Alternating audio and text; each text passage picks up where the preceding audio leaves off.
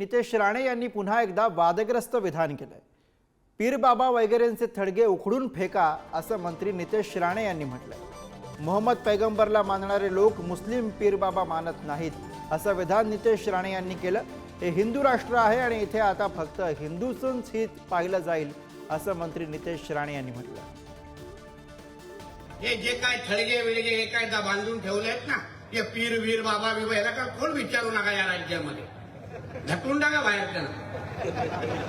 अहो तसं पण मोहम्मद पैगंबराला मानणारा जो मुसलमान आहे ना, तोच या पीर बाबांना मोजत नाही। काय रे सांगतो, बरोबर आहे ना? हे आमच्या हातातच लागलेली आहे त्यांच्या। मैं इस बात को कि उस बात को